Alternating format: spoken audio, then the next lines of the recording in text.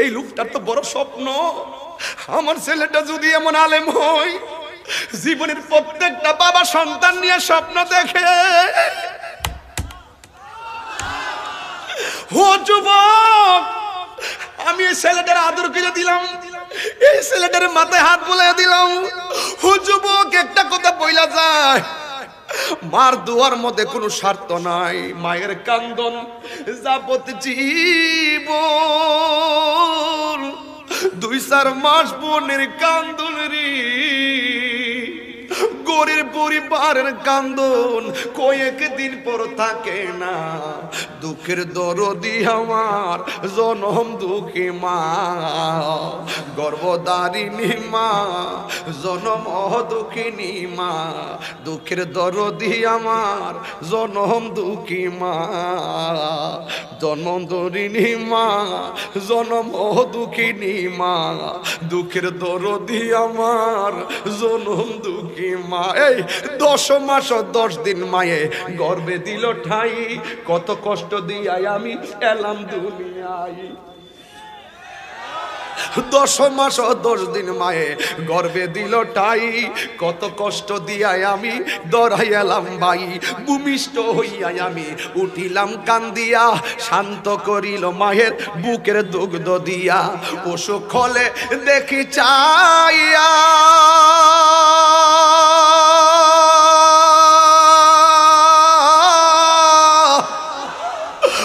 রইছে বিছানায় পইরা গো। ওরে আমায় আল্লাহ যাও গো লয়া, সন্তানের নিও না। আমি আর এক শ্রেণীর মানুষ দেখবো লাইন ধরে দাঁড়ানো, তাদের শরীরের মধ্যে হলো জাহান্নামের আগুনের শিকল। রাসূল জিজ্ঞেস করবে, আল্লাহ এই লোকগুলাকে এত সুন্দর সুন্দর স্মার্ট চেহারা, তাদের শরীরের মধ্যে আগুনের শিকল কেন লাগিয়ে দেওয়া হয়েছে? আল্লাহ বলবেন, বন্ধু এরা হলো দুনিয়ার ওই সমস্ত সন্তান যারা দুনিয়াতে মা বাবার মনে কষ্ট দিয়েছে। কার মনে কষ্ট দিয়েছে? মা বাবার মনে কষ্ট দিয়েছে।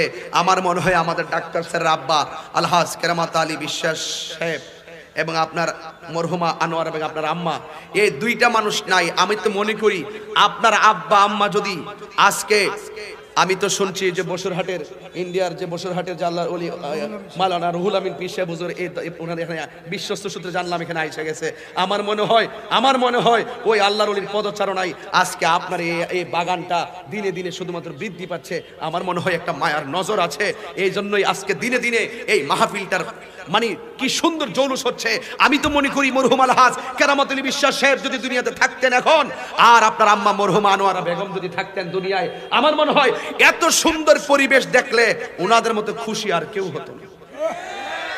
কথা বলেন ঠিক কিনা বলেন? এ যুবক, আমাকে প্রশ্ন করেন, আমার বাপরে আমি হারাইছি, এই জন্য আমি বাবা হারা ব্যথাটা বুঝি। আমিও ডাক্তার সাহেবের ব্যথাটা বুঝি। কারণ এই পৃথিবীতে মনে রাখবেন, বিশাল বড় একটা গাছটা যদি আপনাকে ফল নাও দেয়, গাছটা কাটবেন না। গাছটা ফল না দিলেও আপনাকে ছায়া দিয়ে রাখবে। কিন্তু আপনার বাবা মা যদি বুড়াও হয়ে যায়, বৃদ্ধ যদি হয়ে যায়, ওই বাপ মাকে ধমক দিয়ে কথা বলবেন না। বাপ মারা যদি আপনাকে রুচি করে খাওয়াতে নাও পারে, আপনার আব্বা আম্মা আপনার জন্য 2টা হাত তুলে দোয়া করবে। এই মা, আমার বাবা আজকে 5টি বছর হয়ে গেল।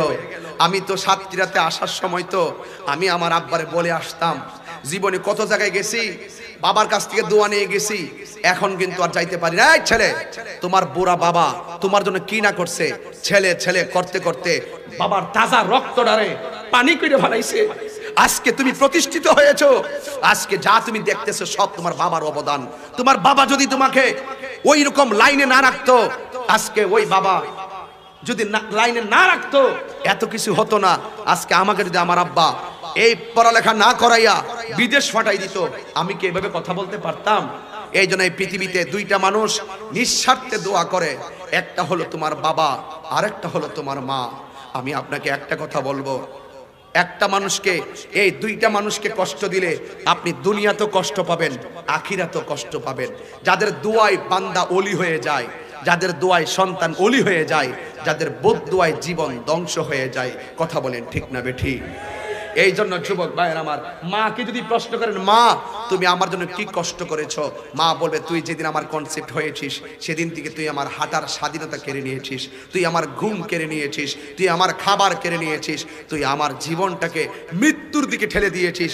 তারপর তোর চেহারাটা দেখার জন্য আমি মৃত্যুকে আলিঙ্গন করতে প্রস্তুত হয়েছিলাম, একটাই কারণ তোর চেহারা দেখলে আমি সব ভুলে যাই। আজকে রাতের বেলা বাবার হাতে 50,000 টাকা দিয়ে বলবেন, বাবা আপনার জন্য আমি 50,000 টাকা এনেছি। বাবা বলবে আমার টাকা লাগবে না, কিন্তু আমি তাহিরি বলে দিয়ে যাচ্ছি, বাবার জন্য আজকে রাতের বেলা 300 টাকা দিয়ে একটা লুঙ্গি নিয়ে যাবেন, বাবা খামসে দিয়ে আপনার কাছ থেকে 300 টাকার লুঙ্গিটা ঠিকই নিবে। আর মায়ের জন্য 50,000 টাকা দেন, মা বলবে বাবা আমার এত টাকা লাগবে না। মা বাবা সন্তানের কাছে কোনো টাকার চাহিদা নাই। মা বাবা বলেন কোটি টাকার চাইতে তুই যদি আমাকে একবার ভালোবাসার সুরে মা বলে ডাক দিস। যেমন আজকে আমি যখন 0 পয়েন্টে আসছি, আজকের ঘটনা, আমি যখন 0 পয়েন্টে আসছি খুলনায়, তখন ছেলেরা বলতেছে যে আমার ড্রাইভার এবং আমার সফর সঙ্গীরা বলতেছেন একটু চা খাওয়ার জন্য। ঠিক আছে খেয়ে নাও। আমি ভাবলাম যে একটু অবসর পাইছি, আমারে ফোন দেই। তখন আমাকে ফোন দিয়ে দীর্ঘক্ষণ পর্যন্ত কথা বললাম, কয়টায় রওনা দিলাম, কিভাবে বসলাম, সমস্যা আছে কিনা। আরে এমন একটা সময় আসবে আমার এই খবর নেওয়ার মতন কোনো বান্ধব থাকবে না। মা তুমি আমার আগে যেও না গো মরে। আমাদের তো শামসুদ্দিন স্যার বলবেন, ডাক্তার সাহেব বলবেন, হুজুর আপনি যে বলতেছেন মা তুমি আমার আগে যেও না মরে, আমি তো আমার মাকে কবরে মাটিতে দিয়ে আসছি। আমাকে যদি বলেন আপনি বলতেছেন বাবা তুমি কবরে যেও না, আমি তাহিরিতে আমার আব্বাকে 5 বছর আগে কবরে ঢুকাই দিয়েছি। জীবনে কত মানুষের মুরব্বীদেরকে দেখলেই আমার আব্বার কথা মনে হয়, এই মানুষটা আমাকে নিঃস্বার্থে ভালোবাসছে। এই জন্য আমি আপনাকে বলছি যাদের মা বাবা আছে এদেরকে কখনো কষ্ট দিবেন না। কষ্ট দিলে আপনি হাসরের মাঠে স্থান পাবেন না, আপনাকে অনেক জাহান্নামের শিকল দিয়ে আপনাকে বেরিয়ে দেওয়া হবে, আপনি বাঁচতে পারবেন না। আল্লাহু আকবার বলেন না কেন? আমার সাথে একটু বলেন না আপনারা, মা তুমি আমার আগে যেও না গো মরে। আমি কেমন করে দেব মাটি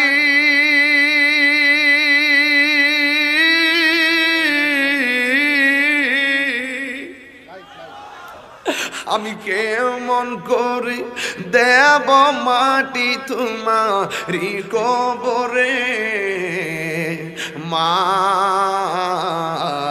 তুমি আমার আগে যেও না গো মরে। আমি যুবকদেরকে দেখে ওয়াজটা করতেছি, আমি যুবকদেরকে সবসময় একটা মেসেজ দেই, জীবনে তাহিরি কথা না, তোর মা বাপরে জীবনে কষ্ট দিস না।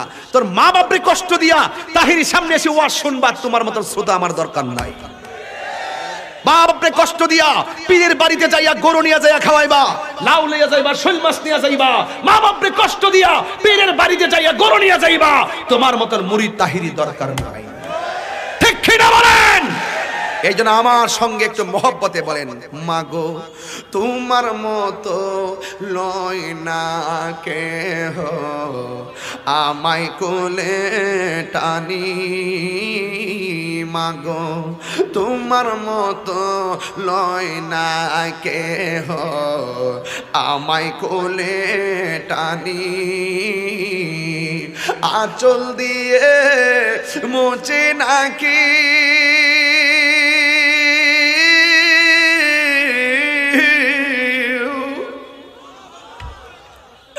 আঁচল দিয়ে মুছে নাকি আমার চোখের পানি। হাইরে মা জননী আমার, হাইরে মা জননী, হাইরে মা জননী আমার, হাইরে মা জননী।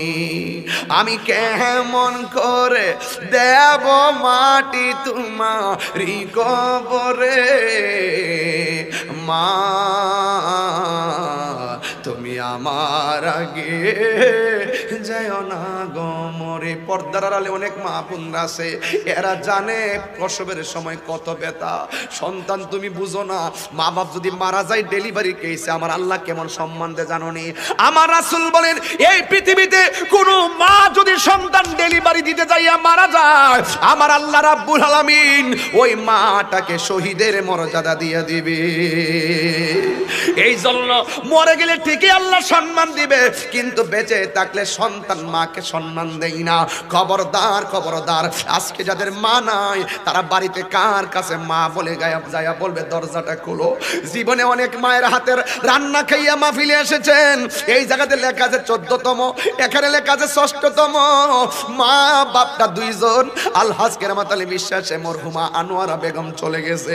বন্ধুরে, দুনিয়ার কত মানুষের খবর আমি নিতে পারি, কিন্তু ঘরের পাশে গুরুস্থান ওই বাটা কেমন আছে আমি তাহিরি জানি না, ওই বাপটা কেমন আছে আমি জানি না। আমার আব্বা কবরে শুয়ে আছে, জ্বর বাদলার পানি পড়ে, বৃষ্টির পানি পড়ে, পোকামাকড় ঢুকতেছে, বন্যার পানি নিচে দিয়া গুরুস্থানে ঢুকতেছে, কিন্তু আমার মার কবরের খবর আমি চাইলেই নিতে পারি না। আমি তাহিরি যখন মাহফিল থেকে বাড়িতে যাই, আমার আব্বা যে ঘরের রুমে থাকতো, শেষ রাইতে আমার আব্বা দরজাটা খুলে রাখতো, আমার ছেলে তাহিরি আসবে। আমি তখন ঘরে ঢুকতাম, বাবার কপালের মধ্যে আমি আজিজি ভাইরে এইভাবে বাবার কপালে আমি হাত দিতাম। হাত দেওয়ার পরে আব্বা কইতো আইসো, নামাজটা পইরা চাইলা খায়া ঘুমায় থাকো, আবার না তুমি মাহফিলের মধ্যে যাইবা। এখন আমি প্রতিদিন বাড়িতে যাই, কোনো অভিনয় কইরা বলতেছি না রে বাবা। আমার কলজাটা যদি এই হৃদয়টা যদি বুতাম সিস্টেম হইতো, আমি খুললা দেখাইতাম আমার আব্বার আমি কত ভালোবাসি। মনে হাফেজ না এই ছেলেটা, এই যে মাদ্রাসার হুজুর। জিজ্ঞাসা করি যুবক, জীবনে যদি এই ময়দানে যদি আমার কাছে আসতে, জীবনে যদি এই ময়দানটার মধ্যে হাজার হাজার লোক নিয়ে দাওয়াত দিতে যাও, মা বাপের দোয়া গলার মালা বানাও, আমি তাহিরি দোয়া কইরা যাই, দেখবা আমার আল্লাহ তোমার জন্য জমিনটারে কত বড় কইরা দিছে।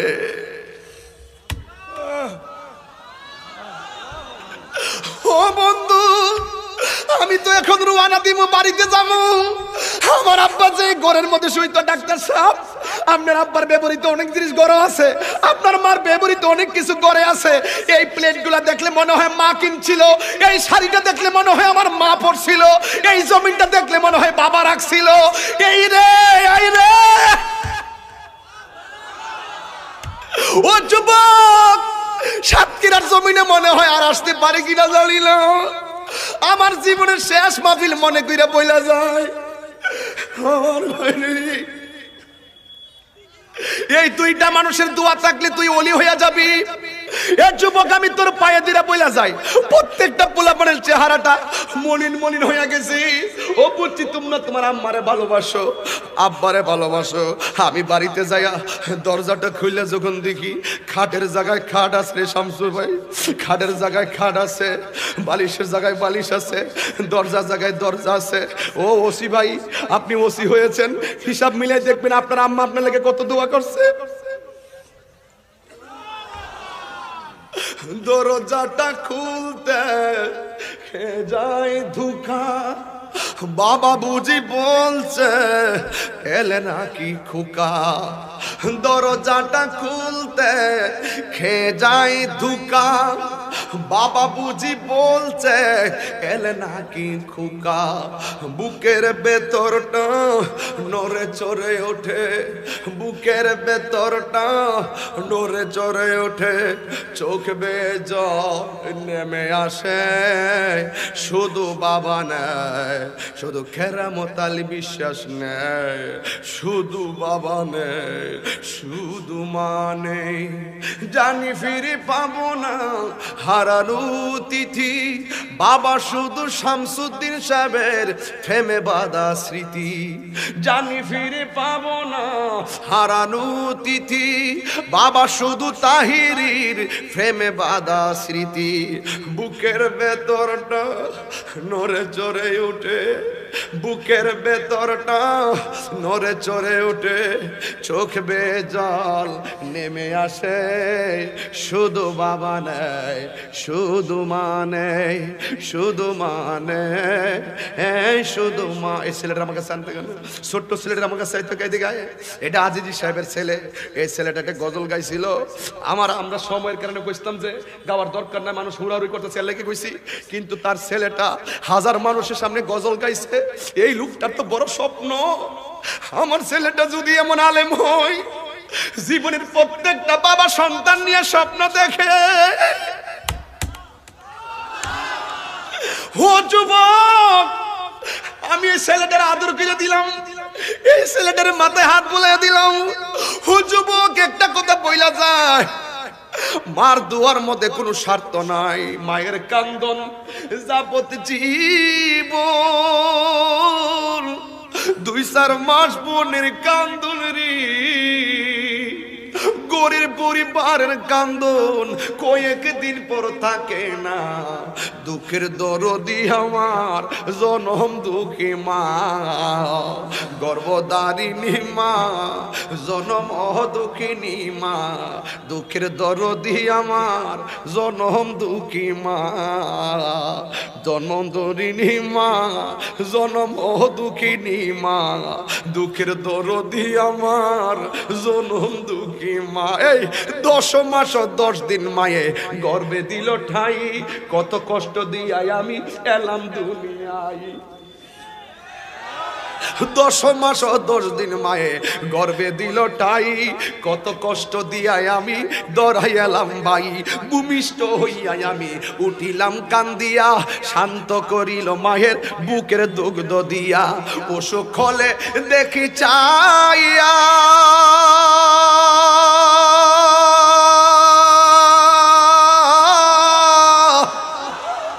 মায়ের রইছে বিছানায় পইরা গো। ওরে আমায় আল্লাহ যাও গো লয়া, সন্তানের নিও না। দুঃখের দরদি আমার জনম দুঃখী মা, গর্ভধারিণী মা, জনম দুঃখিনী মা। দুঃখের দরদি আমার জনম দুঃখী মা। তোমরা কোনদিনও মায়েরই মনেতে কষ্ট দিও না, তোমরা কোনদিনও মায়েরই মনেতে কষ্ট দিও না। ওরে মায়ের মনে কষ্ট দিলে আল্লাহ জি সহে না, ওরে মায়ের মনে দুঃখ দিলে আল্লাহ জি সহে না। তোমরা কোনদিনও মায়েরই মনেতে দুঃখ দিও না, তোমরা কোনদিনও বাবারই মনেতে কষ্ট দিও না। দুইটা হাত সোজা করেন, আল্লাহ একটু দিলটা নরম করে কোন আল্লাহ, আমার আব্বা নাই তো, যদি মানুষ না থাকতো আমি গইরে চিল্লাইলাম, হইলে গইরে গইরে কাঁদতাম, আমার আব্বা দুনিয়াতে নাই। একটু জবানটা খুললে কোন আল্লাহ। অনেক মা বোনরা পর্দার আড়ালে, এরা স্বামীর বাড়িতে আইসা পড়ছে, বাপ মারা ভালো করে, বাপ মা ডাইকাও শখ মিটে নাই। ওই মা বোনদের বাবাও কবরে চলে গেছে। একটু দুইটা হাত সোজা করেন না কষ্ট করে বাপ মার জন্য, একটু জবানটা কইলে কেন আল্লাহ আল্লাহ। যাদের আব্বা কবরে চলে গেছে ওই কবরটাকে জান্নাতের বাগান বানায় দাও। যাদের আম্মা কবরে চলে গেছে ওই আম্মার কবরটাকে জান্নাতের বাগান বানিয়ে দাও। যাদের আব্বা আম্মা দুনিয়াতে বেঁচে আছে আল্লাহ তাদেরকে আপনি নেক হায়াত দান করে দেন, কোন আমিন। আর জবান খুলে কোন আমিন। পায়ে হাত দিয়া বলে যায়, এই মাহফিলে আর আসতে পারবো কিনা আমি জানি না, সাতক্ষীরাতে আসতে পারবো কিনা আমি জানি না। শেষ ফরিয়াদ হলো আল্লাহর ইবাদত, নবীর মহব্বত, আউলিয়া কেরামের সোহবত, মা বাবার খেদমত। এই 4টা মালা গলায় লাগাইয়া তারপরে ইনশাল্লাহ আপনারা আজকে বাড়িতে যাবেন। আল্লাহ আপনাদের সকলকে ভালো রাখুক, সুস্থ রাখুক, শান্তিতে রাখুক।